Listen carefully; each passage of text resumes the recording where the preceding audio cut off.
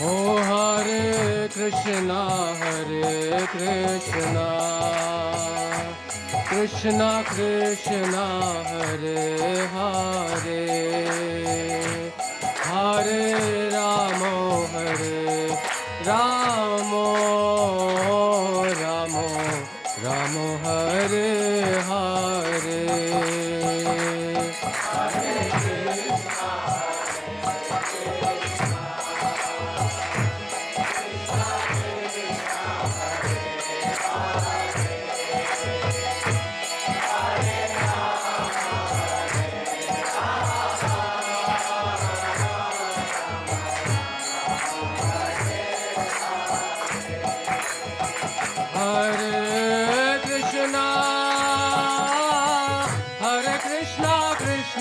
Krishna, Hare Hare, Hare Ramo,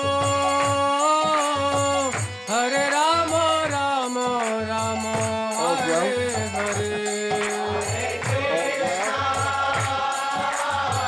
Hare Krishna, Krishna Krishna, Hare Hare, Hare Ramo, Everyone again! Everyone!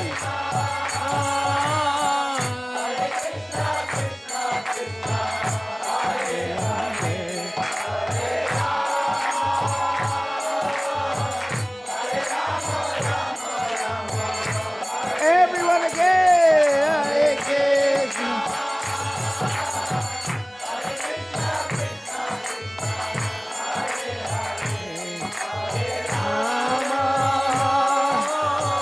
Caught up. Oh Hare Krishna, Krishna Krishna, Hare Hare, Hare Ramo, Ramo Ramo, Hare Hare. Hare Krishna.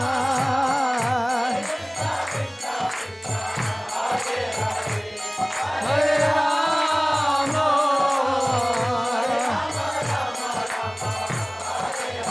oh Hare Krishna, Krishna Krishna, Hare Hare, Hare Ramo,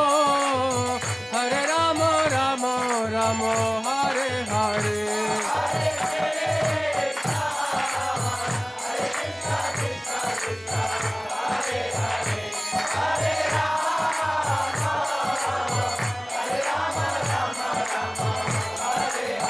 Oh Hare Krishna, Krishna Krishna, Hare Hare, Hare Ramo, Ramo Ramo, Hare Hare.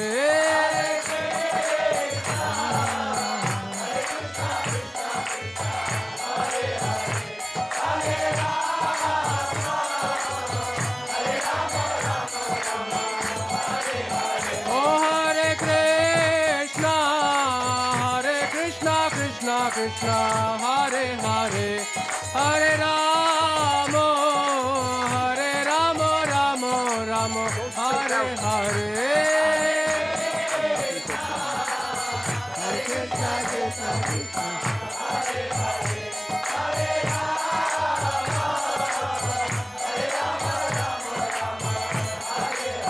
Oh Hare Krishna, Krishna Krishna, Hare Hare, Hare Ramo, Ramo Ramo, Hare Hare.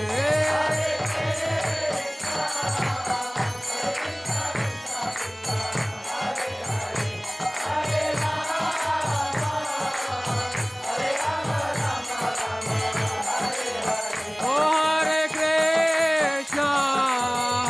Krishna, Krishna Hare Hare, Hare Ramo,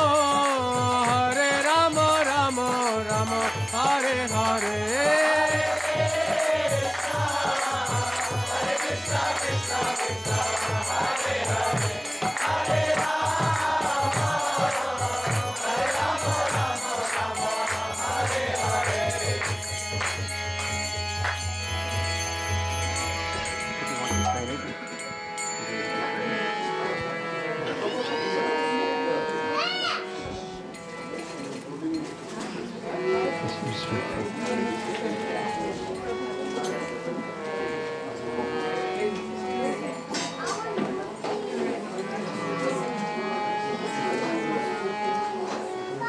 Come in.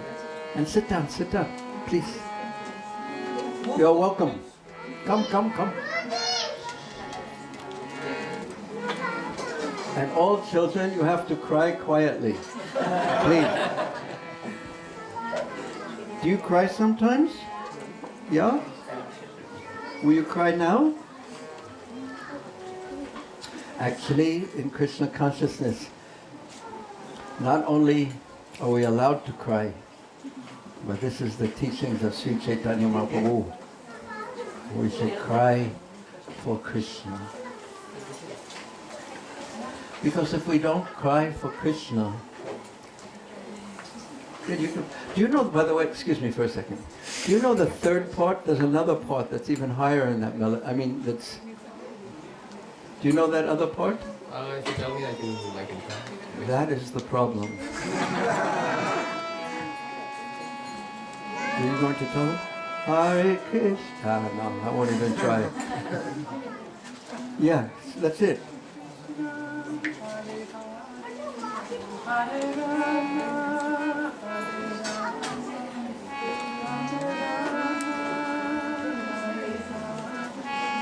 In this scale, it sounds like this. Is it too high for you? Yeah. You have to use a different... But anyway, that's it. That's it. You've got it. By George, he's caught it.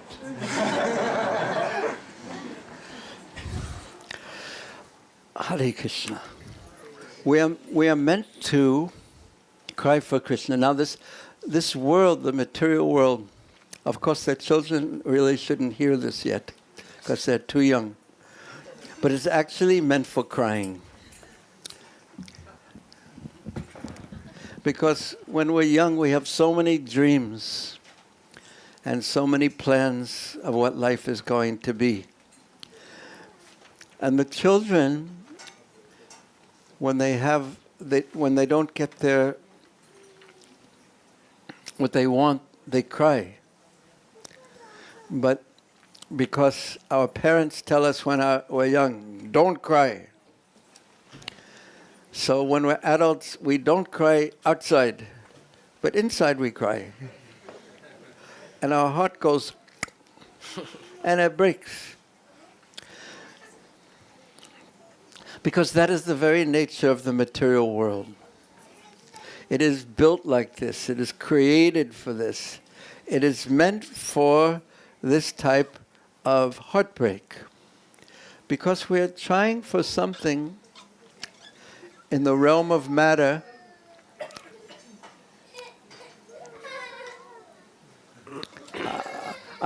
children, I didn't mean it when I said everyone should cry at once.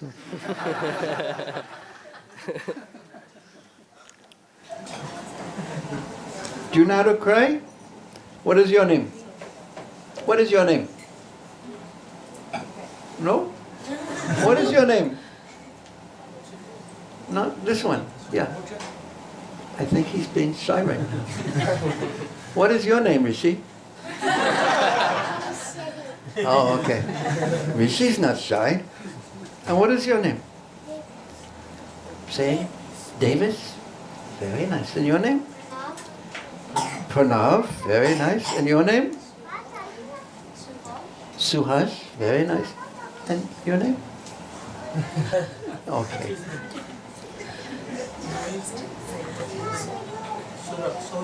Sorat. Oh, very nice name. It's a very fragrant name too. Do you like gum to chew?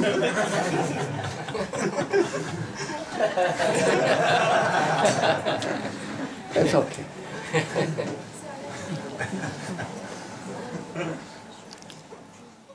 But one of the main things we have to learn in life, and this goes for myself as well, is that when we don't get what we want, whether it's a big thing that we don't want, or something happens to us, a big thing that we didn't want to happen, or a little thing that we don't want to happen and it happens, it is okay to cry, and this is true for this line of gentlemen too, but turn to Krishna. Whatever happens in life, we should turn to Krishna. And then the difficulties of life actually become our greatest friends. So how to convert? Fold your hands. Fold your hands and sit properly now. Everyone except for Sura. You can just chew gum.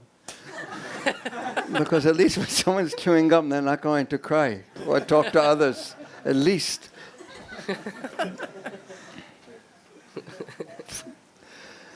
But turn to Krishna. It sounds so easy. But when there's difficulty, this is one of the last things that the mind wants to do, is to turn to Krishna.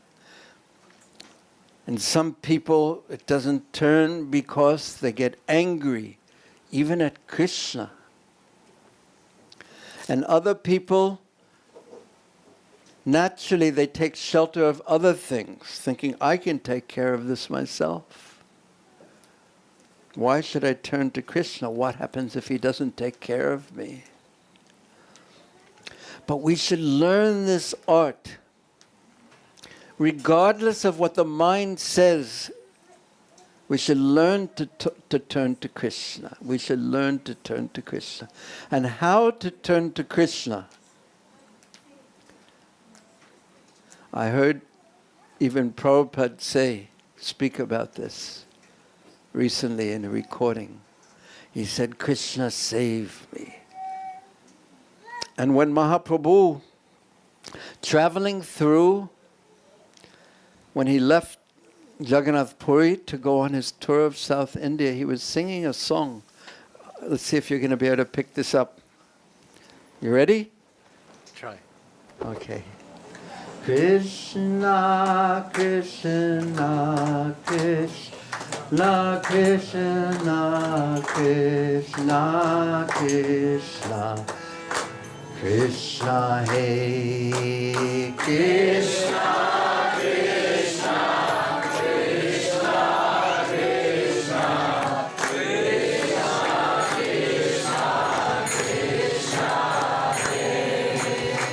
Rama Raghava, Rama Raghava, Rama Raghava,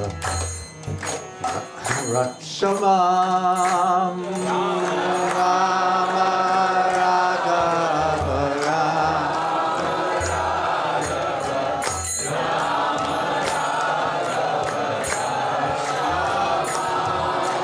Krishna Keshava, Krishna Keshava, Krishna Keshava, Pahima.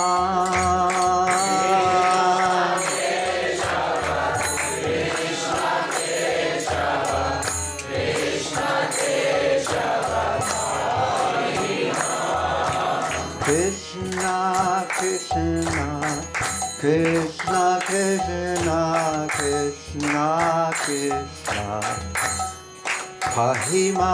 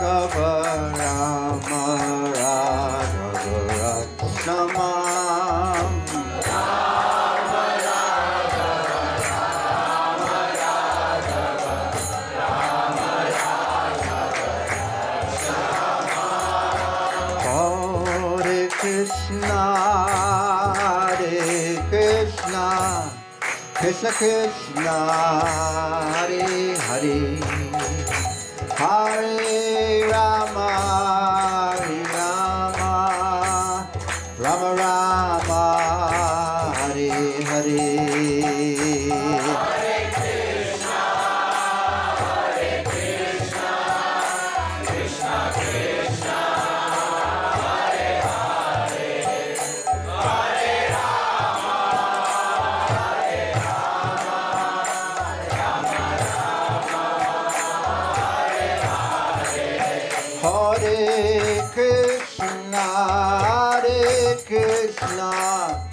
Krishna Krishna, Hare Hare, Hare Rama, Hare Rama, Rama Rama, Hare Hare.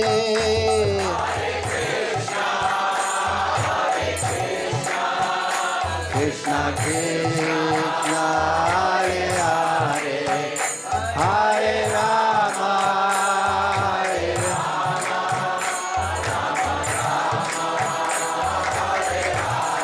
Now when one chants, Srila Prabhupada said that one should chant like a baby crying for mother. That means a complete calling out, a complete dependence. Or another time, he said that when we chant, we should be chanting in the mood of Krishna. Please accept me. Please accept me as your servant. This is what it means to take shelter of Krishna. I am yours, Krishna. And the mind sometimes, in some people, says, no, I don't want to take shelter of Krishna. I am not Krishna's, I am mine. And how do I know Krishna is going to take care of me? I will take care of myself. Well, that is foolish. It's actually so foolish to think one can take care of oneself. And it is so foolish to put our trust in the rascal mind. Because who has tricked us more times than our mind? I don't think anyone. At least I can say for myself. But yet we would rather trust our minds than Krishna.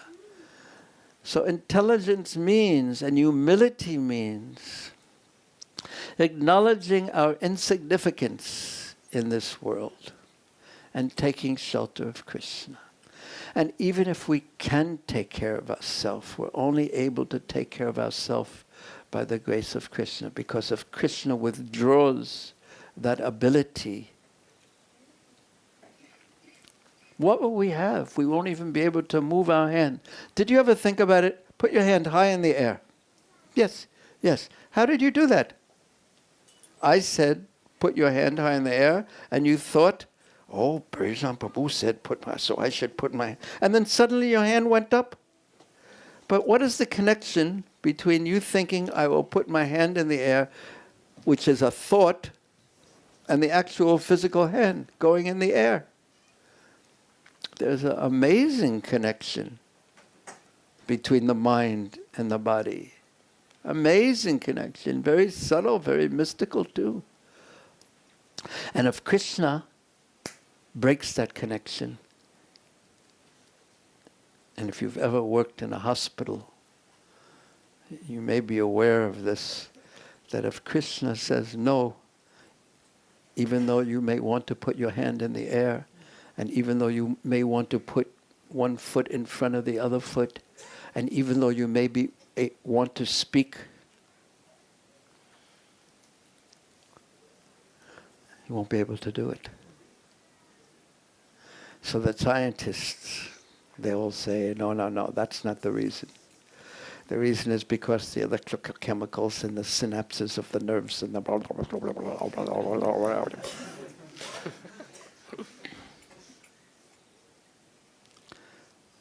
And they will say, we will make a body so perfect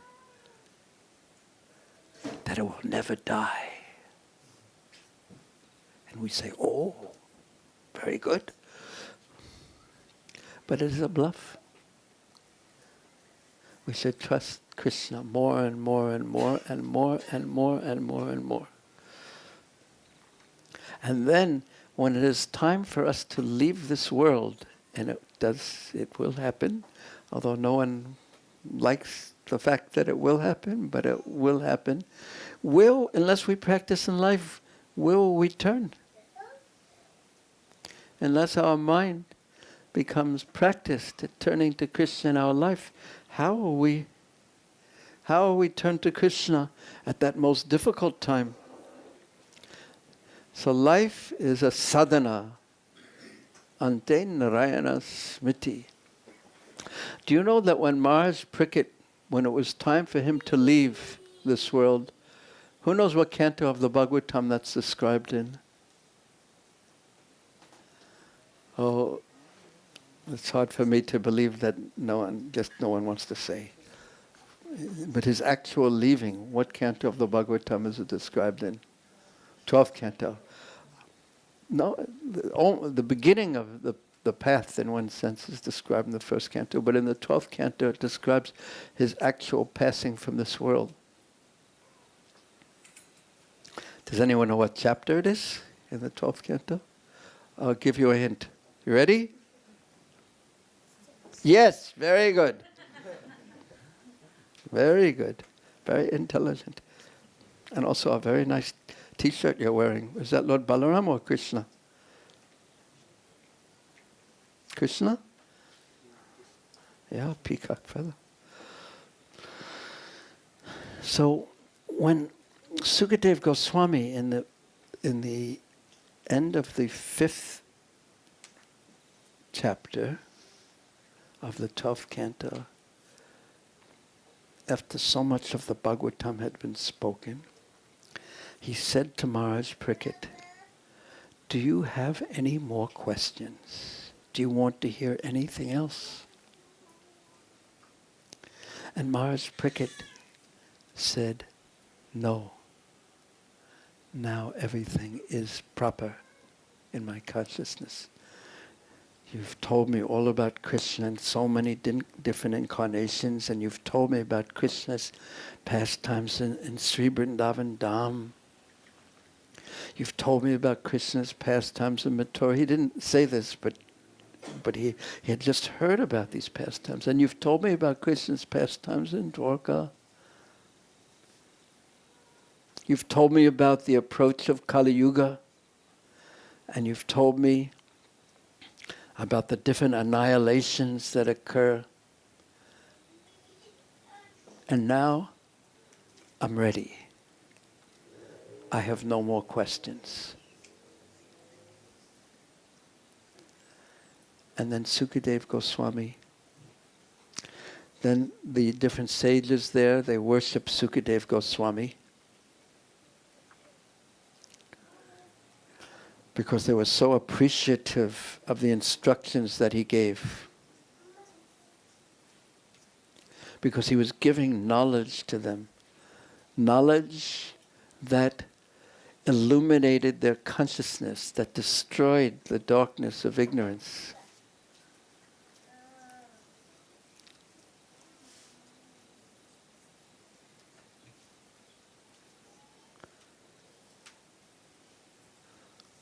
They worshipped him. And it was time, basically, for Maharaj Pricket to leave this world. And just minutes before Maharaj Pricket left, Sukadeva Goswami, after they worshipped him, he stood up and walked away. Now, I thought that was astounding.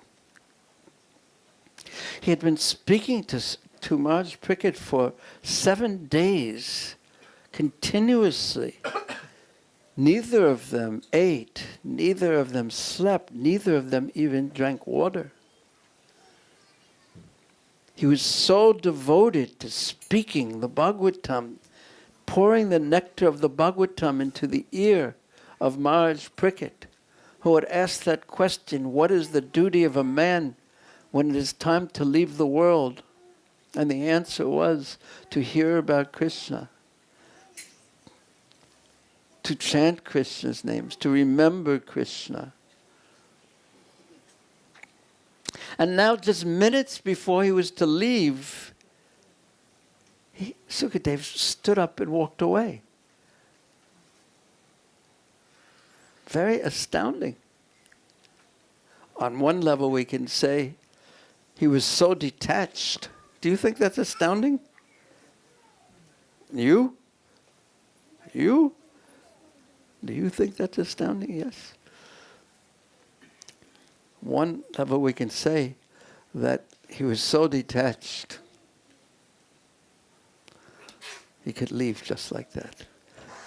And another level we could say he was so transcendental that he knew Maharaj Parikshit did not require his presence anymore. And another level we could say that that snake bird who bit Maharaj Parikshit could not have come in the presence of Sukadeva Goswami perhaps. But in any case, he stood up and walked away. And Maharaj Parikshit, what he did was he closed his eyes, he sat down in a yoga posture, closing his eyes, he stopped the movements of his body, he stopped hearing, he focused all his consciousness within because he had heard so much. And his desire to hear about Krishna, as described in the first canto, was fulfilled. So he focused his consciousness within, fully on Krishna. I do not need to hear any more. I now have all the content that I require. And with his mind focused on Krishna, he left this world by his own power, by his own will, by his own desire. And then it is described also in the 12th canto that the Takshaka, the snake, came and disguised as a Brahmin. First, he came and he bit Maharaj Parikshit, and the door of his life slammed shut. But actually that's not true, because he had already left. The Bhagavatam describes, Srila Vishwanath Chakravarti Thakur describes that he had actually already left. And when Takshaka came and his body burst into flames due to the poisonous bite of Takshaka, it is compared to the eldest son lighting the fire at the funeral when his father has already departed. Very mysterious, this Bhagavatam, very, very transcendental. And it is actually a transcendental literature, and that means that it is Dharma Protita Kaitavatra Paramatsa Mano Satam, that it is meant for those who have no envy in their heart. And then the message of the Bhagavatam of surrender to Krishna and of giving oneself to Krishna and of Krishna's pastimes in the spiritual world, then immediately this message enters the heart. Because if we have envy, we think, why should he be God? We're all God. Everyone is God. If we have envy, we think, why should all the cowherd boys love him? Why should the gopis dance with him? They should dance with me, and they should love me. If we have envy in the heart, we cannot accept Krishna's supreme position as the central figure, the central person in existence that everything rests upon, and the central figure of love. He is the center. So actually the Bhagavatam is meant for the Nivrittita Shaya Upagiyamanam Bhavo Shada Shotamana Bharamat. It is actually for the ones, those who have no envy. It puts them immediately on the transcendental platform. And for those who are not yet pure, it acts as oshad, or medicine.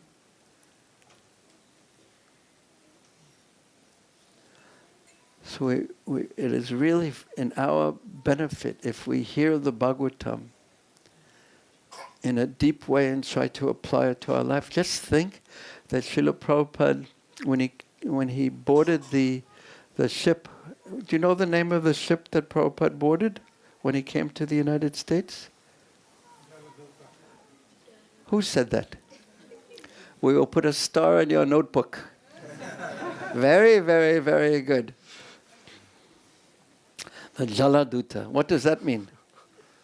Like water carrier, yes? Carrier across the water. Huh? So,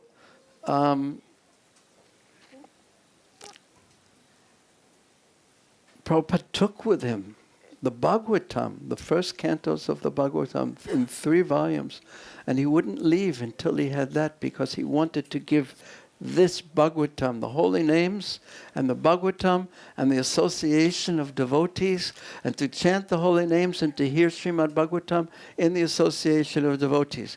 That's what he wanted to give.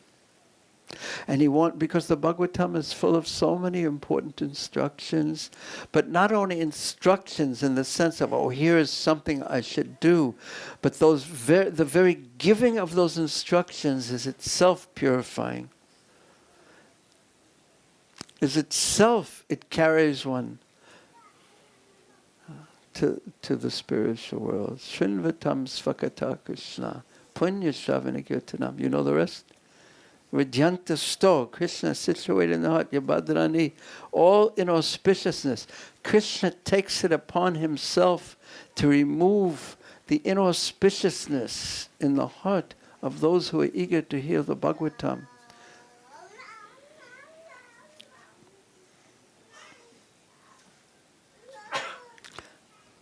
You ready? Are you going to play drum also? I think there's a second drum. Is there or not?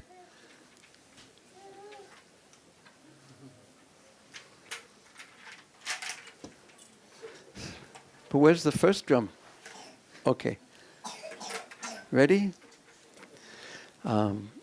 Somehow we had a Bhagavatam class before the Chaitanya Bhagavatam reading.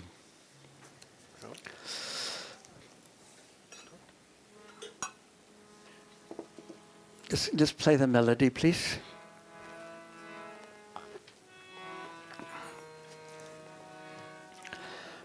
All glory to Sri Chaitanya Mahaprabhu, who is the auspiciousness, a little louder please, of the world. O Lord, please place your feet in my heart. What a nice prayer that we can all pray. Please give this charity to me, this charity, and not other charities. All glory to Sri Krishna Chaitanya and his devotees. Anyone who hears about Sri Chaitanya Mahaprabhu will certainly attain pure devotional service. Seeing Sri Chaitanya Mahaprabhu's pure love for Krishna, the devotees became filled with wonder. And joyfully they went to the house of Advaita-acharya and told him what they had seen. They had seen the great love of Mahaprabhu when he had returned from Gaya. They had seen him renounce his teaching of the students. Why? Because he had his mind focused only on Krishna. Hearing the Vaishnava's words describing how Nimai Pandit, Sri Chaitanya Mahaprabhu, had changed from being a dry scholar to being a blissful devotee, Advaita-acharya became very happy.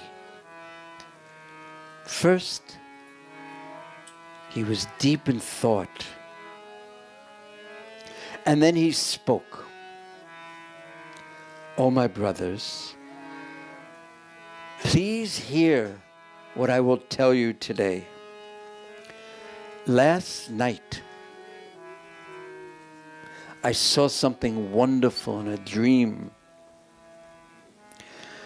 I was unable to understand a certain passage of the Bhagavad Gita, and I was feeling very unhappy, and I would not eat. But then, that night, in a dream, someone said to me, 'Rise, Acharya, eat at once. I will tell you the meaning of that passage. Rise, eat, and worship me. Why are you unhappy? Your vow has now borne its fruit. Your fasting, your worship, your weeping, your crying out, Krishna, Krishna, with your arms raised, and you're declaring many vows. They have convinced your Lord to manifest in this world. And now, in every country, in every city, and in every home, and at every moment, Lord Krishna's holy names will be chanted. And by your mercy, O Advaita-Acharya, in this world will see a devotional service that is so exalted that even the demigod Brahma finds it difficult to obtain. But now, you should eat. And another time, after you've eaten, I will return. And then, Advaita-Acharya said, from my sleep, I opened my eyes. And within my heart, I gazed and gazed. And who did I see? It was Vishwambar. I do not have the power to know Lord Krishna's secrets, what forms he manifests, and before whom he shows himself. But I do know that some time ago, Vishwambara's elder brother, Vishwarupa, he would come to my home and discuss Bhagavad Gita with me. At that time, the young child Vishwambar, who was very charming and very handsome, he would come to his house, to my house, to call for his brother. And my heart became enchanted by seeing this handsome boy. And I blessed him. May you attain devotional service. And Vishwambar was born in a very exalted family. He is the son of an exalted father and the grandson of Nilambara Chakravarti. He has all virtues, and he is the greatest of pundits. And therefore it is very appropriate that he has attained devotional service. I'm very happy to hear this news. And all of you, please bless him, saying, may this be so. By Lord Krishna's mercy, let everyone in the world become mad with chanting the holy names of Krishna. And if this news is true, if Vishwambar, if Nimai Pandit has actually become a devotee, he is so powerful that the entire world will approach this Brahmana. Advaita-Acharya then roared with transcendental bliss. And all the Vaishnavas shouted, Jai, Jai, Jai. And from every mouth, Hari, Hari. You too. Hari, Hari Bol. And thus, assuming the form of the chanting of his own holy names, Lord Krishna himself had personally descended to this world.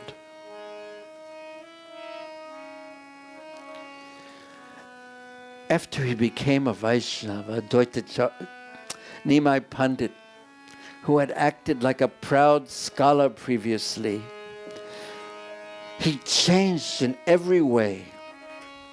He spoke respectfully to anyone he saw. And at dawn, when he went to bathe in the Ganga, the Lord would see the other Vaishnavas.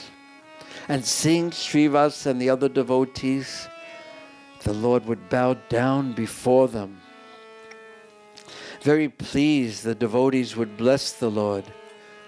They would tell him, may you attain devotion to Krishna's feet. And may your mouth never stop chanting Krishna. And may your ears always hear the name of Krishna. My son, whoever worships Lord Krishna attains a benefit that is eternal. And whoever does not worship Krishna will attain neither wisdom nor glory. Krishna is the Father of the universe. He is the life of everyone. O my son, you should very earnestly worship Lord Krishna's feet. What does earnestly mean? Sincerely. This is the essence. If we can just be sincere about serving Krishna, about wanting to please Krishna and Krishna's devotees, that is the essence of the attempt to be sincere. What is the opposite of sincerity? Okay, you have to go into your mind reading mode. What word am I thinking of? Duplicitous, yes. Another word, but duplicitous. Sincerity means simple, focused. Duplicitous means my mind is going one way and thinking one thing, and my words and my actions are thinking something else. And the knife goes in the back. Sorry, Prabhu. Huh? I did. I took it out. Yes, dear.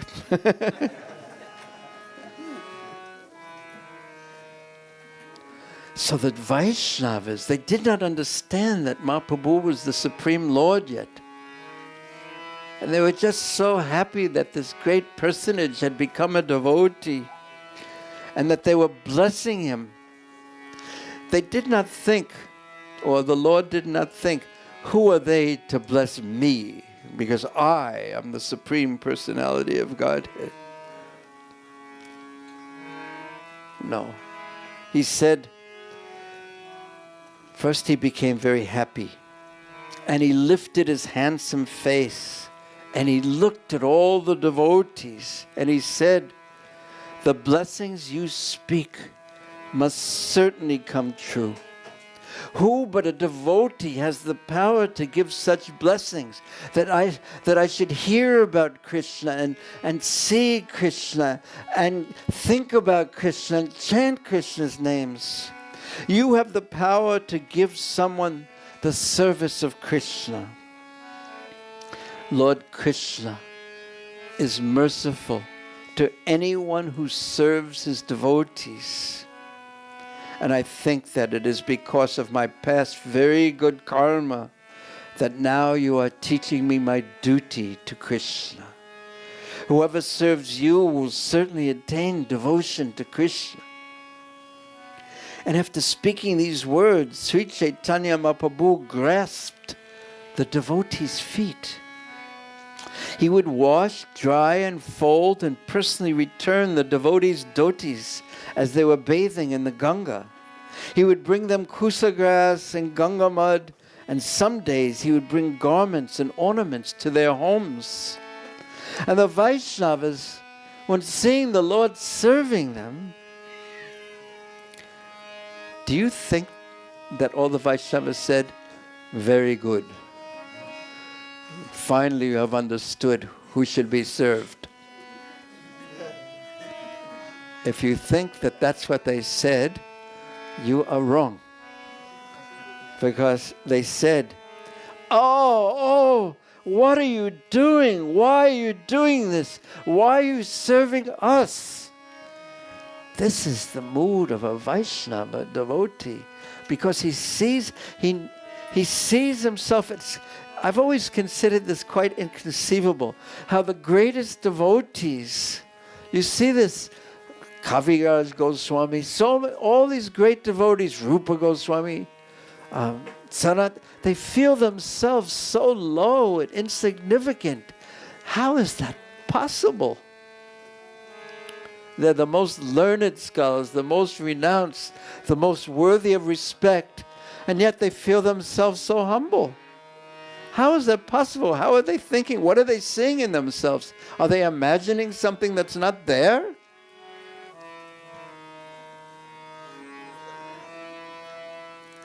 But actually, this is the natural state of consciousness of a soul. When he's in the presence of Krishna, because Krishna is so great, he feels himself insignificant. But without the presence of Krishna, he feels himself, oh, I am central. This is the workings of false ego. I am so important. I am so wonderful. I am this, I am that, I am this, I am that. And the only problem in the world is that no one believes me. If they would just learn this one thing, that everything that I want, everyone should do, then the world will be a very wonderful place. The only problem is that there are 7 billion people thinking the same thing. Because that's what it means to have a false ego.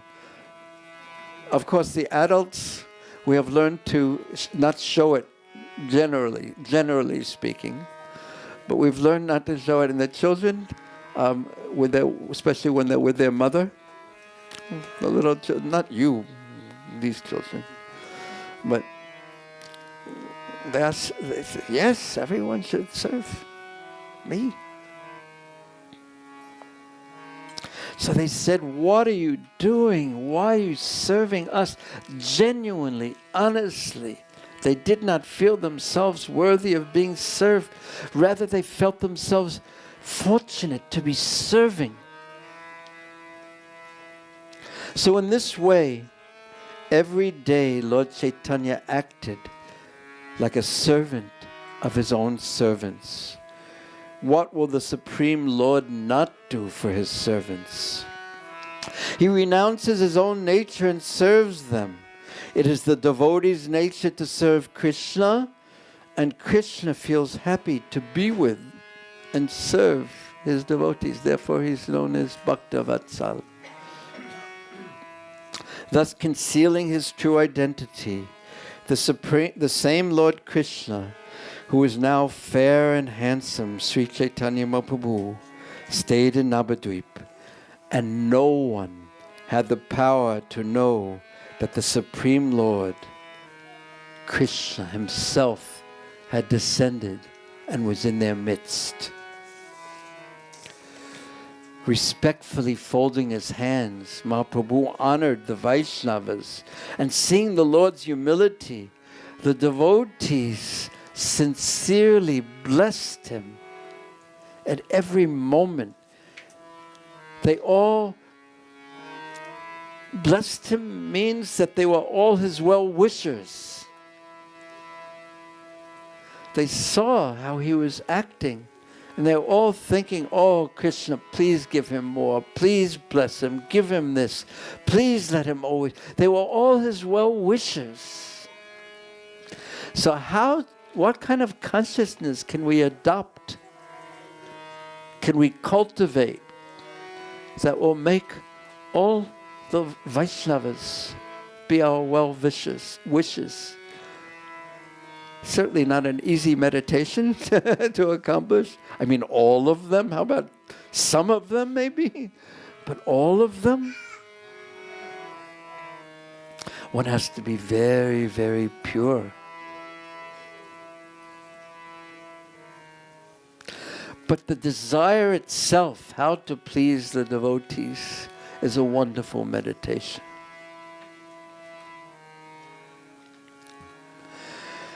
So the Vaishnava said to him, this was the instructions, the blessings, the blessings that were in the form of instructions. So this is the greatest instructions that the Vaishnavas give. Worship Krishna. Remember Krishna. Hear Krishna's holy name.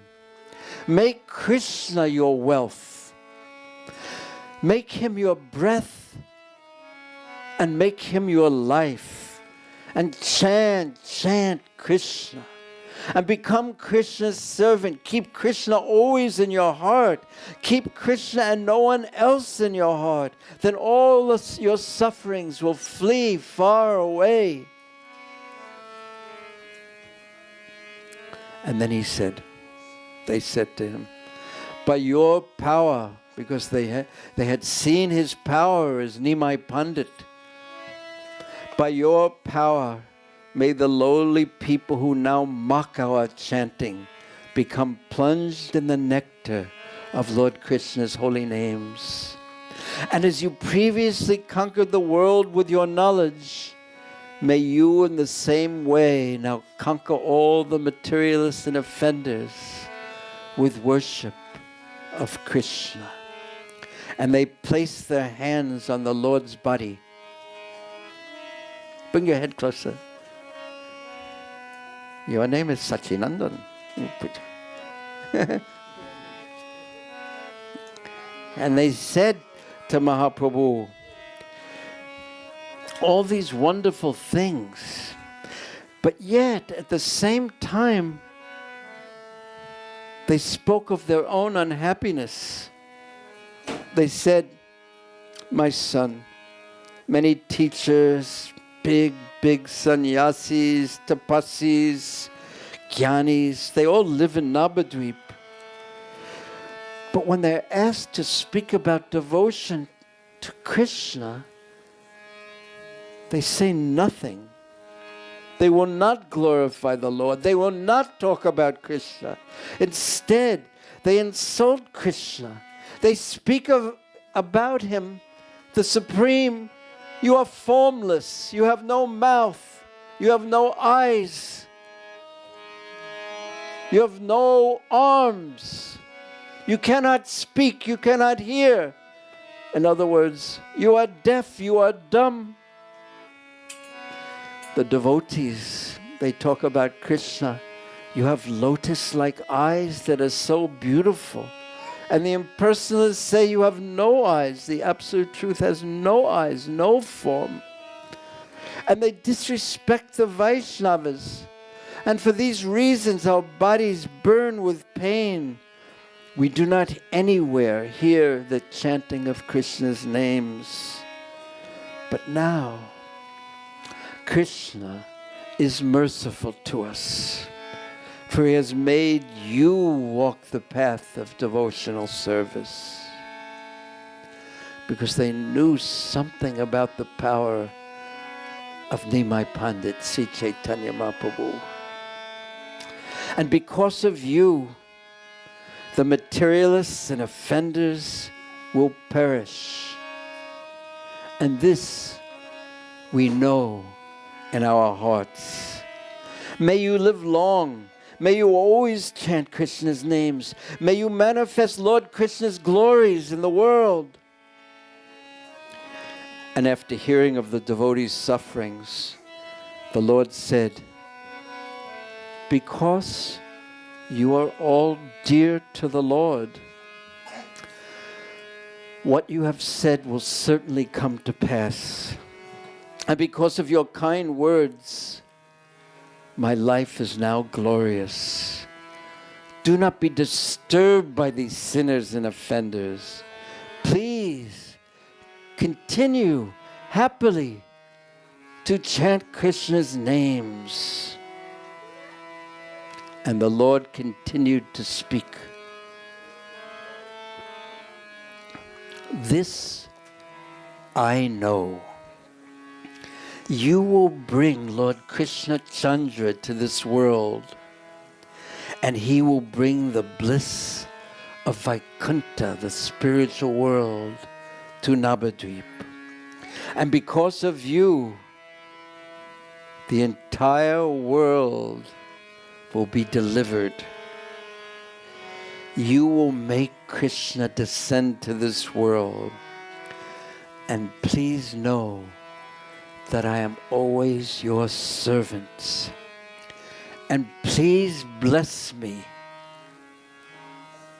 Now, what do you think Lord Chaitanya asked the devotees to bless him with? What blessing would he ask? Do you know? Do you know?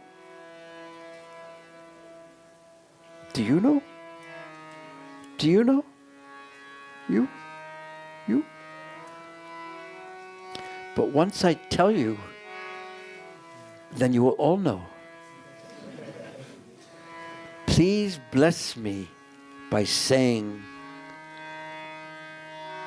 we will never leave you. Now do you know what blessing the Lord asks for?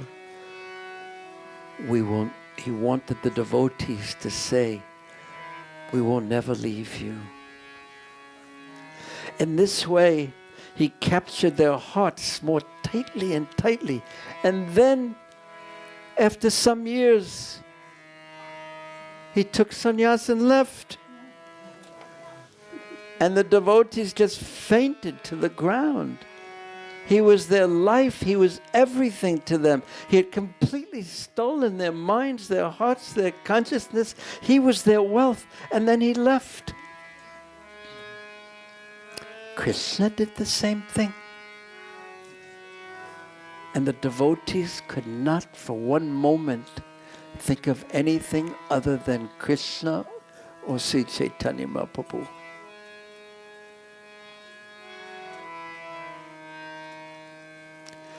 When Krishna played his flute on the full moon night of the Sarat season and captured all the gopis, and they all came to see him. And then Krishna said, it is a beautiful night, isn't it? And now that you've seen the beautiful night, since there are many tigers and wild animals here, you can go home.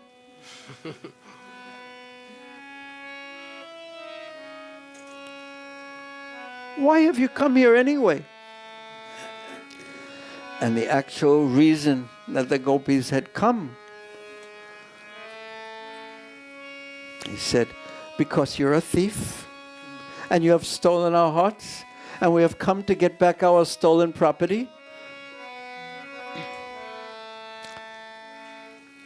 This is the amazing Gaudiya Vaishnava Siddhanta. It is unlimitedly deep, actually, and our ability to taste it is something unlimited, is our own capacity. So, now do you remember what blessing that Mahaprabhu asked the devotees to give him? Do you remember? We will never leave you. Do you remember? Do you remember? You too? And you? You remember?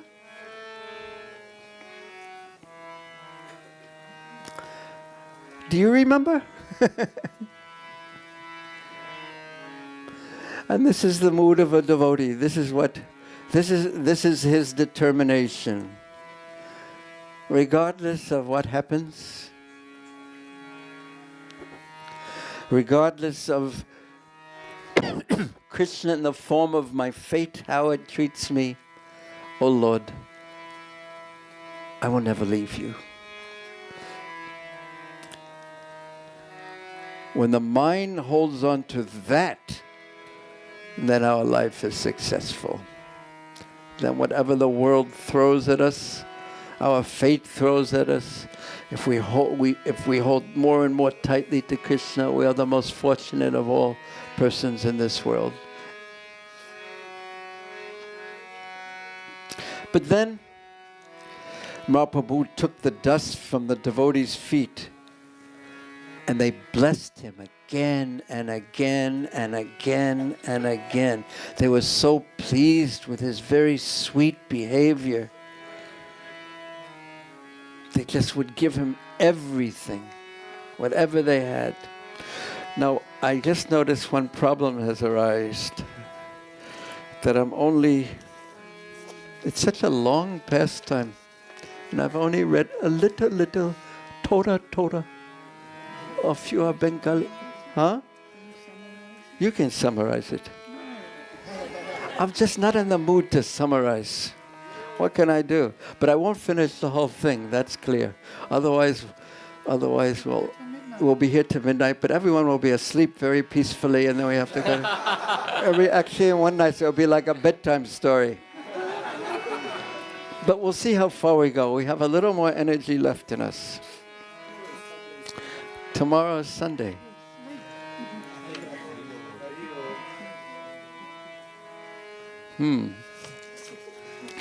But I have to give Bhagavatam class tomorrow morning. I don't get a day off.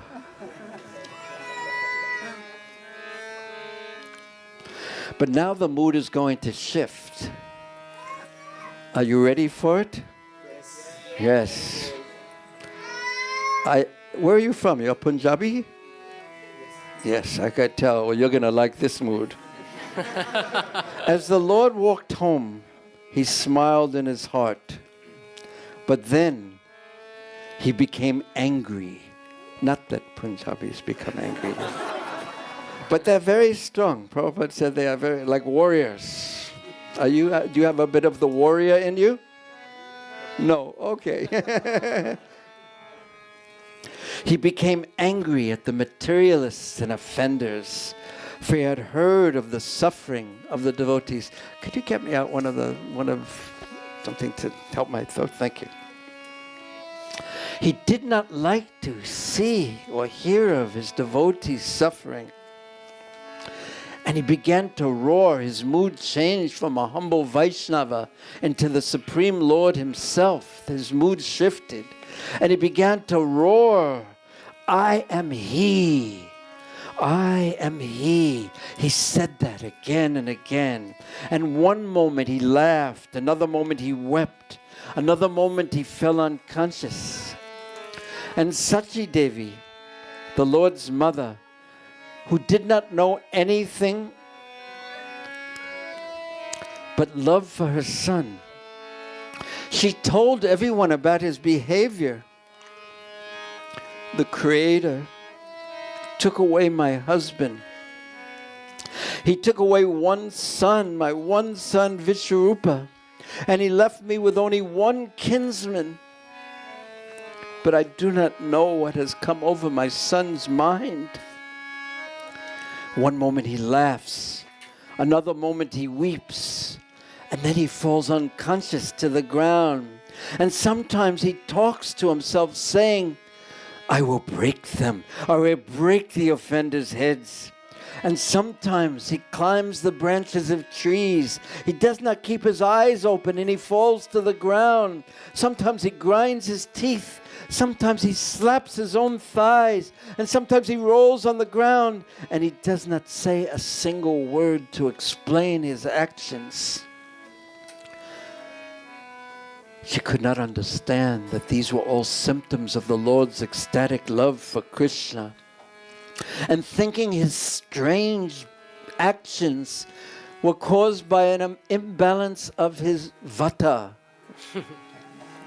The people went to see the son of Mother Sachi, and concluding it was vatarog, they laughed. Do you know what vatarog means?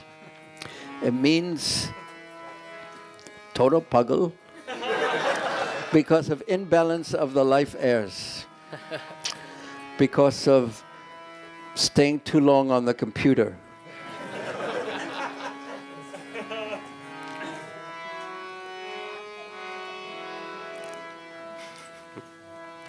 Mother Sachi ran after the people and grabbed them and brought them back. And the people said, it is an imbalance of his life airs that has given birth to this condition. You should bind his feet, keep him home, give him coconut milk, coconut water, dab, because that balances the life air. And then the air that caused this madness will weaken. Someone else said, what will these weak prescriptions do? You must give him Shiva ghee. That will cure the disorder of his life air. And place some oil on his head, bathe him in the Ganga, then his madness will not be so strong. Mother Sachi was so worried. She did not know what to do. And in distress, she took shelter of Krishna. And she sent messengers with letters to Srivas Pandit and the other Vaishnavas. And then one day, Srivas Pandit arrived. He wanted to witness the Lord's behavior for himself. And immediately upon seeing Srivas Thakur, Sri Chaitanya Mahaprabhu respectfully stood up, and then he bowed down. Now what do we do in the temple? Say if we're sitting down in the temple and the deity doors open. We should first stand up and then bow down. That is a little more polite than just bowing down. Stand up and then bowing down. So Mahaprabhu, seeing a Vaishnava, great devotee, Srivas Thakur, he stood up and he bowed down and he became overwhelmed with ecstatic love, thinking that he was in the presence of the Lord's devotee. And suddenly, he became ecstatic. He began to weep, tremble, and the hairs of his body stood erect. And when the Lord saw Srivas beginning to circumambulate the tulsi plant, he at once fell unconscious to the ground. And after a few moments, Sri Chaitanya Mahaprabhu became conscious again. He wept, he trembled, he could not remain still. And seeing these wonders, Srivas Thakur thought in his heart, these are signs of ecstatic devotional love. Who would be so foolish to consider this a disorder of the life air? And after a few moments, Sri Chaitanya Mahaprabhu returned to his external consciousness, and he said to Srivas Thakur, "O Pandit, what do you think is the cause of my condition? Some people say that my life airs in disarray and that I should be tied up. O Pandit, in your heart, what do you think is happening to me?" Srivas Thakur smiled. He said, "Your madness is a good madness. I wish I possess the madness that you possess. I see on your body all the signs of ecstatic love of Krishna. Lord Krishna has bestowed his mercy on you." And hearing this from Srivas's mouth, the Lord happily embraced his devotee. He said, "Everyone says that my life airs are in disarray, but you alone have given me great hope. Without hope, we cannot go on." I even heard Prabhupada say that. At least we have hope. If you had also said that my life airs were in disarray, I would have drowned myself in the Ganga. And Srivas said, Lord Brahma, Lord Shiva, Sanat Kumar, and all the sages and all the demigods yearn to attain the love for Krishna that you possess. At this point, he could not understand that Mahaprabhu was actually the Supreme Lord himself in the mood of a devotee of Srimati Radharani. So he said, the greatest of persons, they long for what you have. The greatest of wealth, prema dhan. Let the sinners and offenders speak as they like. And let us gather together every night and chant the holy names of Krishna. Then Srivas Thakur spoke these words to Sachi Devi. Please break into pieces all the worries in your heart. His life heirs are not in disarray. I say that he has the greatest devotion for Krishna. And when you see him exhibit these great secrets of love for Krishna, do not describe them to ordinary people. Okay? Okay? Don't tell. Okay? Yes, good. Because they will not understand the truth of his situation. And after speaking these words, Srivas went home. And Sachi took the idea that the life heir of her son was in disarray. She took it and threw, Hare Krishna, Sakapo. He put it under the table.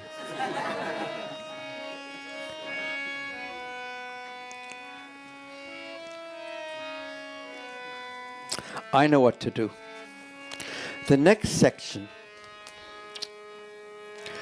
describes how the devotees met together and chanted Krishna's names. Every night they met together and chanted Krishna's names. And then Mahaprabhu told them what had happened to him on the way home to Navadvip from Gaya. He explained that actually in a place that is known as Kanai Natashala. Has anyone here been to Kanai Natashala? I've also not been. But when Mahaprabhu was returning from Gaya, he went to Kanai Natashala, and there he saw Krishna. He explains this to the devotees. He saw the most beautiful boy, darkish complexion, wearing a necklace of Gunjamala and Vanamala, and earrings, makara earrings, and atop his head was a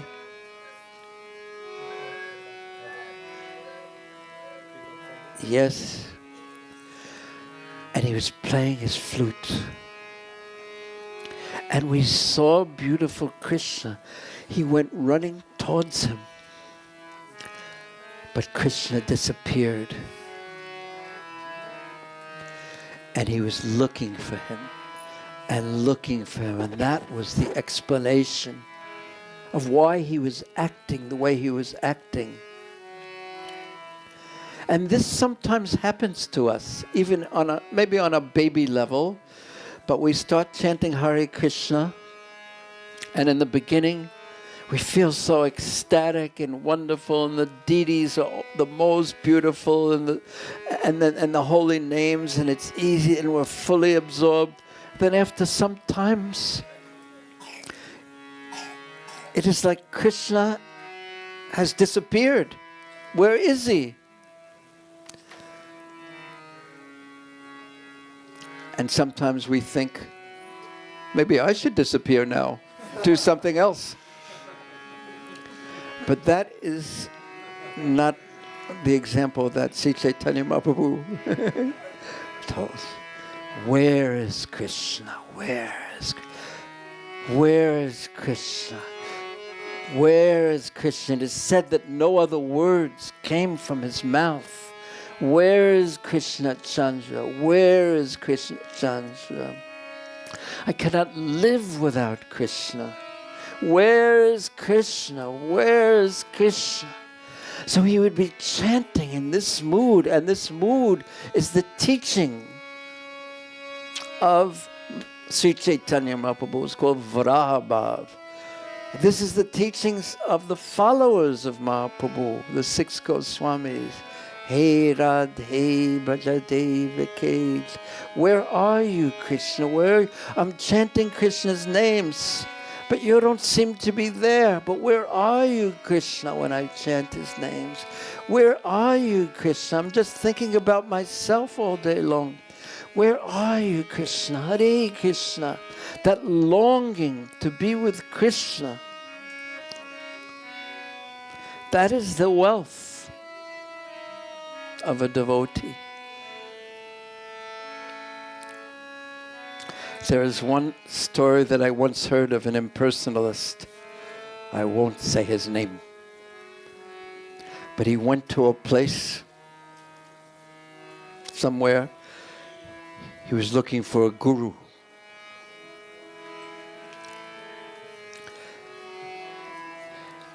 And he was with a holy man, impersonalist, Mayavadi holy man.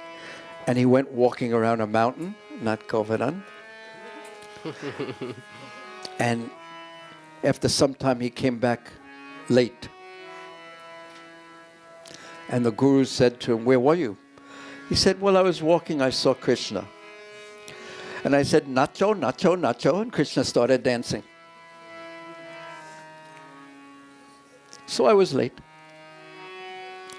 And the guru said, "Where is Krishna now?" "Oh, he disappeared." He said, "You should know that the absolute truth is everywhere."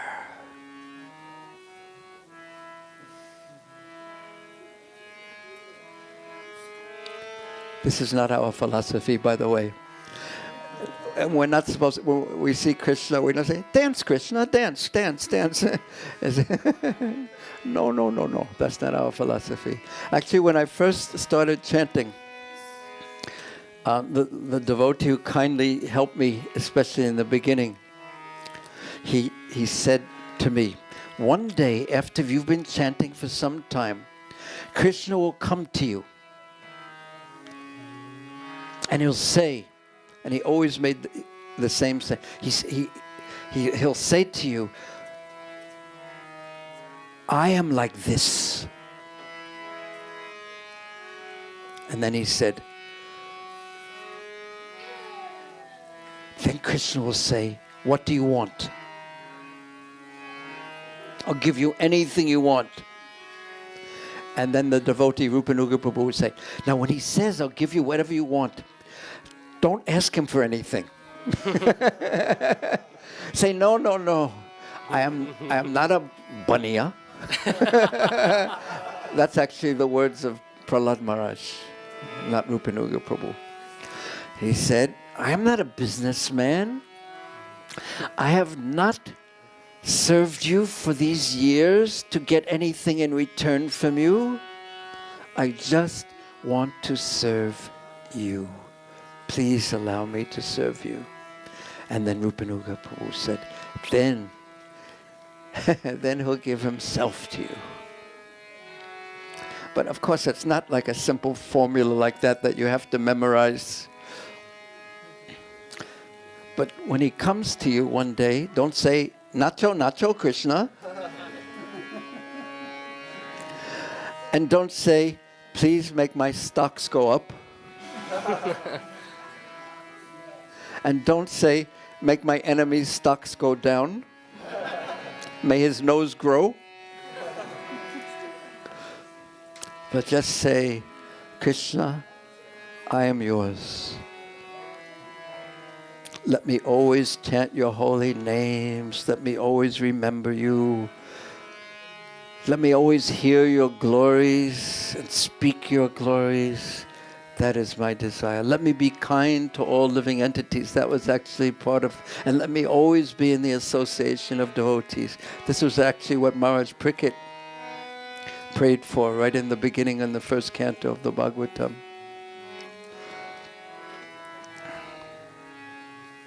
But Mahaprabhu, in the deepest mood of separation from Krishna, would become ecstatic. Sometimes his body would become hard and stiff like a pillar, and sometimes it would become soft like butter. Sometimes tears would stream from his eyes like the Ganga, and sometimes his hair would stand on end And sometimes he would fall to the ground, he would laugh, he would jump in the air. And one day, he approached Gadadhar Pandit. And do you know what he said to Gadadhar Pandit? Do you know what he said? Do you know what he said? Do you know what he said? I told you before. Where is Krishna? Oh, can you tell me how I can find Krishna? Where is Krishna? Tell me, please, I beg you. Tell me how I can find Krishna. And Gadadhar Pandit said, Krishna is in your heart. And he immediately began ripping away at his heart. And you've seen that poster of Hanumanji. And actually, he showed that it was Lord Ram in the heart by ripping open his heart. So Mahaprabhu started. And Gadadhar Pandit said, no, no, no. Just be peaceful. Just be peaceful. And Sachimata, when saw how the sweet dealings of Gadadhar Pandit could calm her son, she begged him to always stay there with Mahaprabhu and keep him peaceful. So all night the devotees would chant. And all night the devotees would chant with Mahaprabhu. And all night they were in ecstasy. The whole house of Srivas Thakur was flooded in ecstasy. And everyone was happy, ecstatic. Or let me say, almost everyone was happy and ecstatic. There were some who were not happy at all with the situation. One said, because all night long they were chanting loudly, but with no amplification. Not like in Vrindavan when everyone has their speakers on. There was one time actually when Jagatrini Mataji and I was staying in the house of Tamal Krishna Maharaj in Vrindavan. And some nearby ashram had the loudspeakers up so loud that we could be sitting this close to each other and we couldn't hear what each other was saying. So we sent one devotee over to those souls, kind souls, and said, please could you make the speakers a little bit lower? Please, just a little bit lower. And they replied, no sick person likes to take medicine.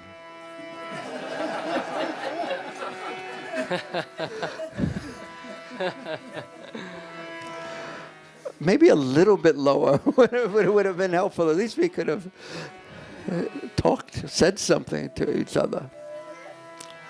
Yes, it is a funny world everywhere. So one envious person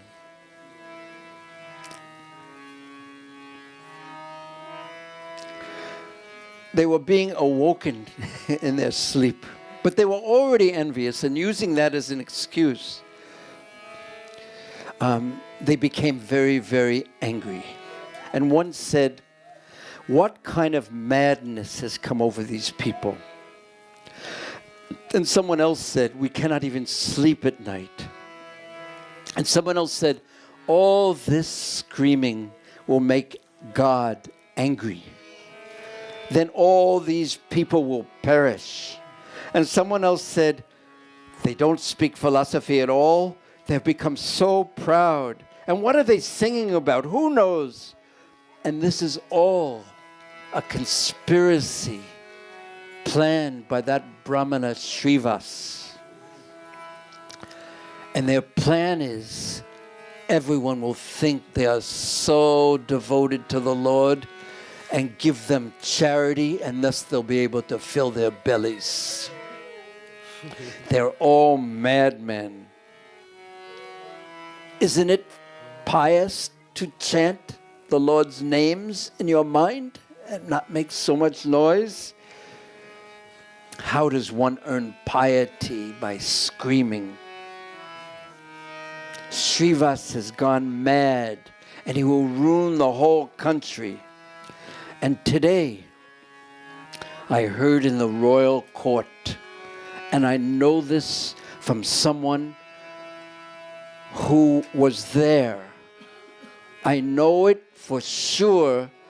Maybe they weren't there, but their friends, sisters, auntie knows someone who heard it from someone who was there. That the king himself has ordered 2 boats to come. And then when they arrive, they will arrest anyone in the whole district of Nadia who sings Krishna's holy names. And that was the king's order. And then you'll see. You'll see that when the boats come, Srivas Pandit and all those who scream all night long, they will run away. And it is us who will get into trouble. And previously, I warned you that we should take Srivas Pandit's house and throw it in the Ganga. And you thought I was joking. And you'll see when the king's men come. Why should this calamity fall on us? Let us right now go to the house of Srivas and tie him up and hand him to the Mohammedan king. In one town after the next, people started talking. Do you know that's usually the way things go? Did you hear? Don't tell anyone. Okay.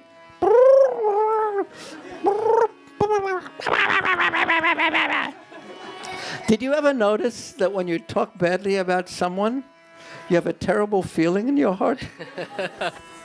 Did you? Of course, you never do that, so you didn't notice it, but I know it. It actually makes the heart feel terrible and hard. Actually, Srila Bhaktisiddhanta Saraswati Thakur, every year in Mayapur, he would call the devotees together for a big meeting. All the devotees. And he would say they would award Shastra degrees or titles to the devotees who served during the year nicely. That was one thing they would do. And another thing they would do is glorify the devotees who have passed away in the year since they met last. And then the last thing they would do is they would point to one devotee and say, you please speak about what this service that this person has done and his good qualities. Now you speak about this devotee and the service he has done and his good qualities. And then you speak about the service this devotee has done and his good qualities. And in this way they would speak sweetly about the devotees, and then they would end their meetings and go home.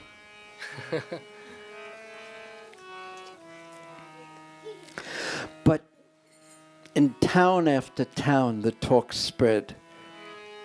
The king will come and arrest the Vaishnavas. And the devotees, they thought, whatever Krishna wants. If anyone comes, we'll remember Krishna, and he'll save us from this danger. And whatever Krishna wants, that is what will happen.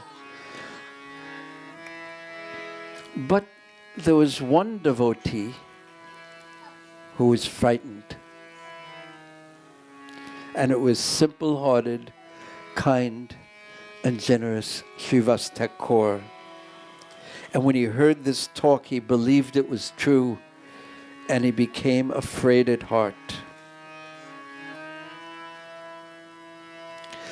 Up until this time, none of the devotees knew that the Supreme Personality of Godhead, Krishna, had descended into their midst.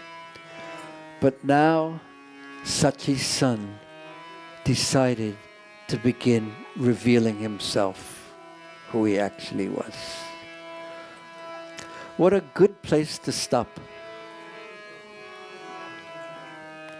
Are you getting tired? Little? Are you getting hungry? Little or big? Big. If you get very, very, very hungry, will you eat my garland? Okay, good. Okay, let us have Kirtan for just 5 minutes now, but thank you very much. To be continued. We must continue, because the second part of the pastime, it is so astounding that your own hairs will stand on end in ecstasy. Please stand, just for a few minutes. Hare Krishna, Hare But try to chant in the kind of mood that we were talking about. Where is Krishna? Krishna, Where is Krishna? Krishna, allow me to serve you. Hare Rama, Hare Rama, Rama, Rama, Hare Hare. Hare Krishna,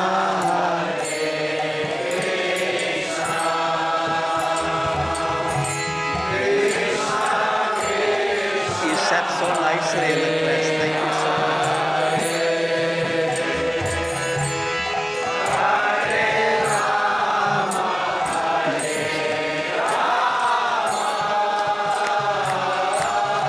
Rama Rama,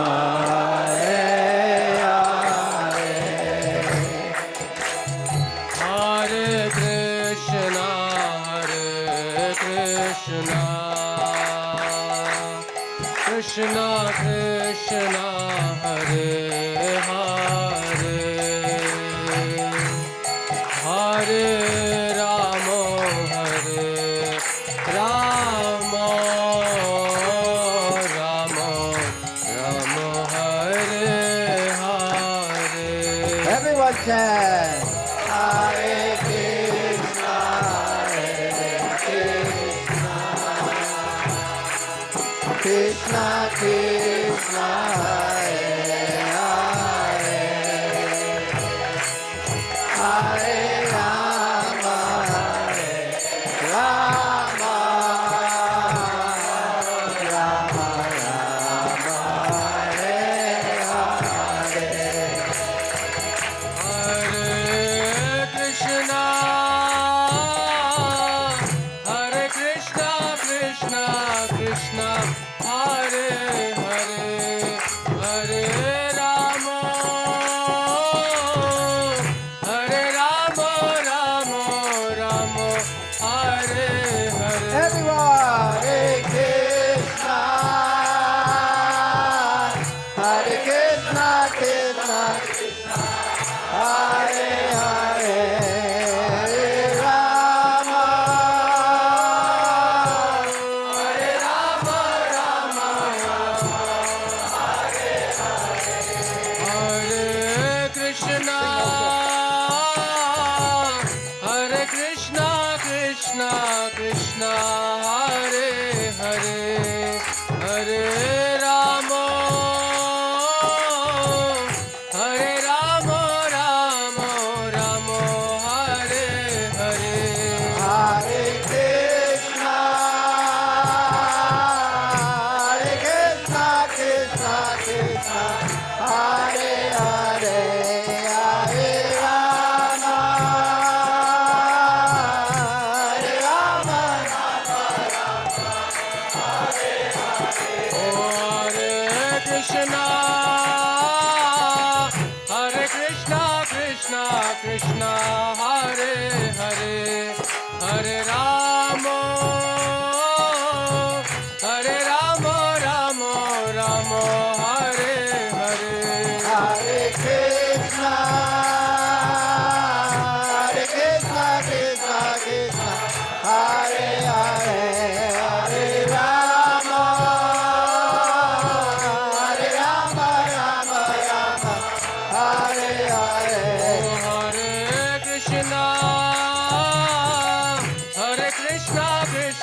Krishna, Hare Hare, Hare Rama,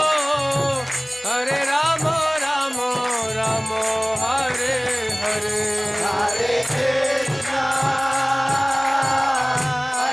Krishna Krishna, Hare Hare, Hare Rama, Rama Rama, Hare Hare. Hare Krishna, Krishna Krishna, Hare Hare, Hare Rama, Rama Rama, Hare Hare Krishna, Krishna Krishna, Hare Hare, Hare Rama, Rama Rama, Hare. everyone. Hare Krishna, Krishna Krishna, Hare Hare, Hare Rama, Rama Rama, Hare Hare. Oh, Hare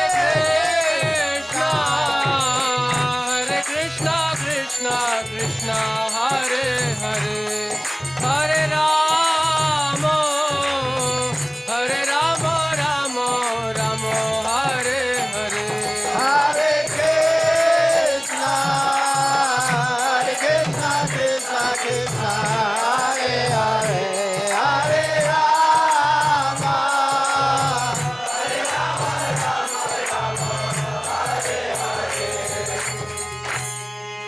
Just harmonium. Just harmonium, please. Okay, everyone turn and face the altar. And the CC gonna tie.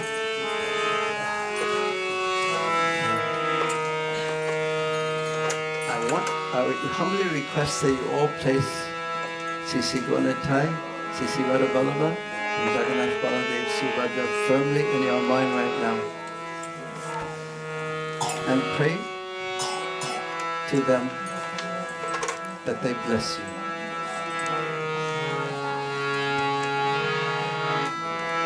Because the Bhagavad Gita explains, Yayatam mam padyante tam stataya. Really, they'll give you whatever you want in time.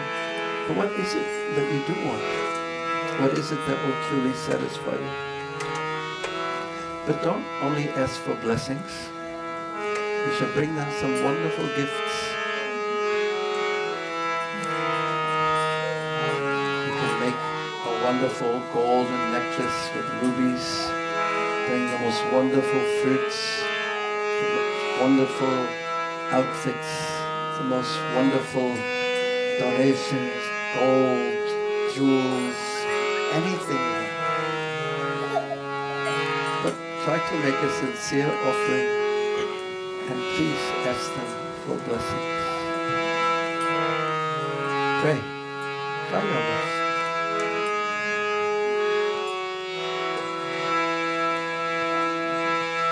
But keep the beautiful lordships of Melbourne, Mount Mandir fixed in your mind with their beautiful forms.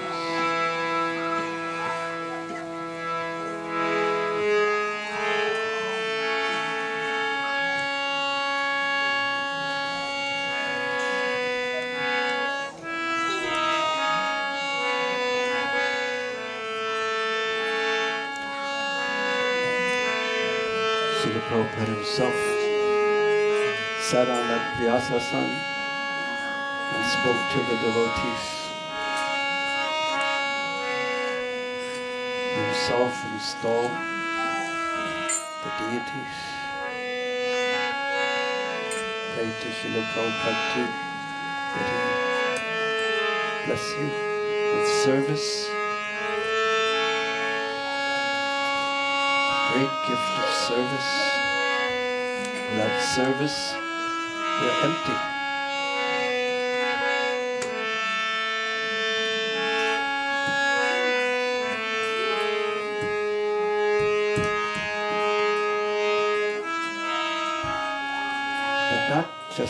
service like work, but devotional service, an offering to the lotus feet of Sisi Gonatai, Sisi Radhabalava, Sisi Jagannath Prabhu Subhadra, to the Prabhupada and the Vaishnavas.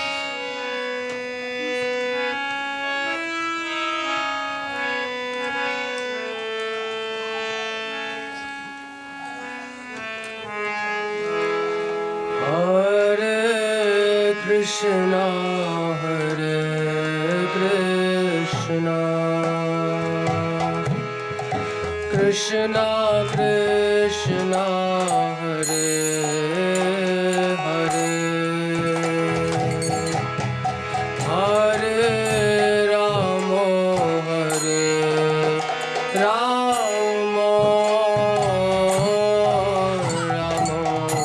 Rama Rama, Hare Hare.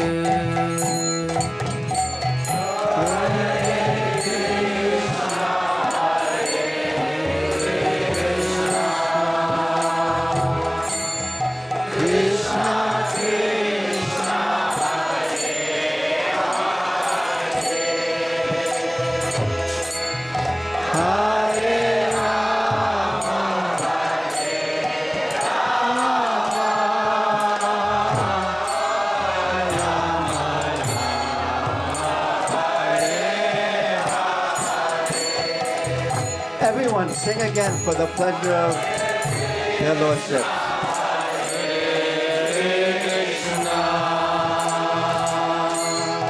Krishna Krishna, Hare Hare, Hare Rama, Hare Rama, Rama Hare Hare. Everyone, one last time. Everyone put your hands in the air. Krishna, Krishna, Hare Hare, Hare Rama, Hare Rama, Rama Rama, Hare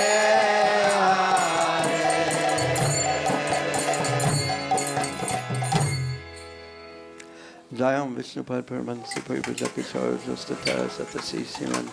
His Divine Grace A.C. Bhaktivedanta Swami Srila Prabhupada ki jai. Ananta Koti Vaishnavindi ki jai. ISKCON Founder-Acharya Srila Prabhupada ki jai. Prem se karo Sri Krishna Chaitanya Prabhu Nityananda Sri Advaita Gadadhara Shiva Sari Gaur Bhaktivedanta ki jai. Sri Radha Krishna Gopinath Shaimakunda Radhakunda Giri Govardhan ki jai. Sri Vrindavan Dham Sri Navadvip Mayapur Dham ki jai. Ganga Mai ki jai. Jamuna Mai ki jai. Bhakti Devi ki jai. Tulasi Devi ki jai. Samaveda Bhaktivedanta ki jai. Sisi Gauranatai ki jai, Sisi Radhabalava ki jai, Sisi Jagannath Baladev Subhadra Devi ki jai. All glories to some of the devotees. All glories to some of the devotees. All glories to some of the devotees. All glories to Sisi Guru Gauranga Nitai Gaur. Srila Prabhupada Bhaktivedanta ki jai.